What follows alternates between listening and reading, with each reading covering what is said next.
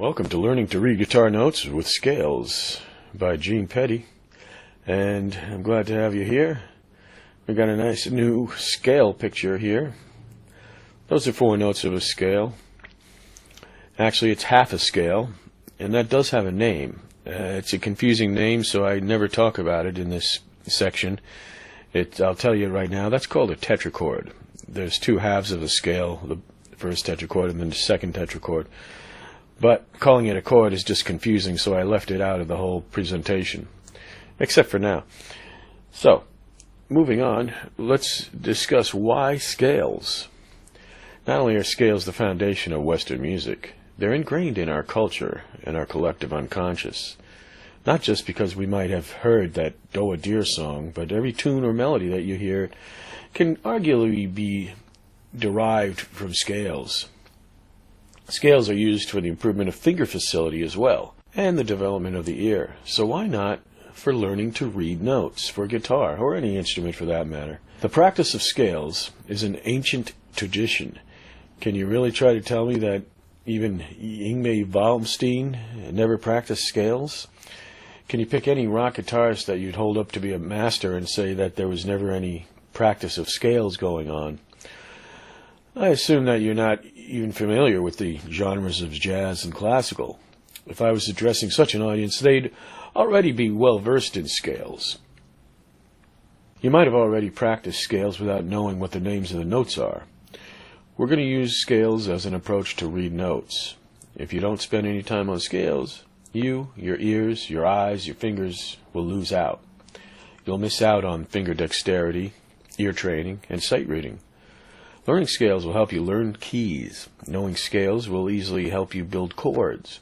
You'll be able to communicate to other musicians on a whole nother level.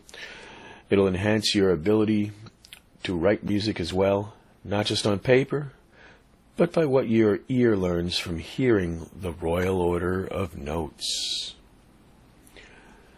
So then what? After practicing scales, you'll feel more accomplished, more attuned to the musical sounds, and the more organized in your thinking about music you'll be.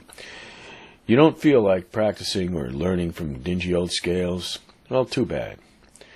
You'll ponder one day and say, gee, if I only knew what notes to play here. You'll regret skipping scales. Don't miss this opportunity. For our purposes, scales are built on whole and half steps. A complete scale is usually 8 notes in it, and the last one repeating the first. The last one, having the same letter name as the first one, will be an octave higher. We don't stop there. We usually bring scales to a span of 2 octaves, so as to complete all the notes possible in one position on guitar. In this presentation, you won't see too many 2-octave scales. You have to use your imagination to figure out what goes on above, and you could practice moving them into 2 octaves as well, even without reading them. We will not cover Segovia scales, where the drastic moving of position is throughout the whole neck of the guitar. That should be reserved for an advanced study. But I'm not going to go without quoting the great master André Segovia. He was a classical player, and any guitarist, no matter what genre you play in, should be familiar with André Segovia.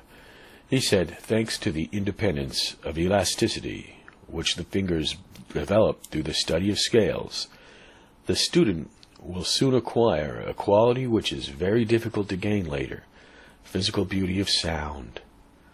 I say physical because sonority and its infinite shadings are not the result of stubborn willpower, but spring from the innate excellence of the spirit. And I might add to that, springs from experience. That is, how do you experience? You practice. So, practicing your scales will give you this innate excellence of the spirit. So, what is our purpose and direction? When learning a scale from the beginning, a student looks at the notes and can't wait to get away from the printed music and look at his fingers on the fretboard and see how fast he can play them. That's not our purpose. Sure, it's nice if you want to go fast eventually, and I do recommend building up speed every day. But we're in this study to find out how scales can help us to learn and read and identify notes, name the notes and the pitches. So don't write me and tell me that you can play scales as fast as Van Halen. I don't care. What I care about is that you're using scales to balance out your reading and hearing of music with your ability to produce a good sound from your guitar. When you learn a scale, you'll recognize the sound of it after a while. Other students don't actually hear that they are playing wrong notes. But if you do it long enough, you'll hear when you go off on a scale. That's why we're going to be reading the notes slowly and carefully. We'll build the scales with our intellect, look at the scales with our eyes, play the scales with our fingers, and finally, listen to the scale with our ears. Build, read, play, listen. Let's go over them again. You first build the scale. How do we do that? Well, we're going to use our basic intervals again that we learned from the last section. We're going to read those notes as they're written on the staff. We're going to play them. And for the most part, I've provided tabs and finger charts so you don't have to freak out. But you will read them on the staff. You're going to listen to what you play. For after all, what good is the music if you're not listening to it? So remember these 4 elements: build, read, play, and listen. With each lesson, we'll build gradually so that reading does not come out as a surprise. We'll play ever so slowly so that it is not a race and allow us time to carefully listen to where the fingers fret. Our purpose is to learn the names of the notes and their position on the musical staff as we did with intervals. If you take your time, you'll find that the names of all the notes in the guitar will start to sink in. You'll see notes on the staff and they'll ring with familiarity. Just a little bit each day will go a long way. And now we're going to go into a quick review in the next chapter on 2 basic intervals that we learned in the last section. We're going to talk about major and minor seconds. So I'll see you in the next video. This is Gene Petty.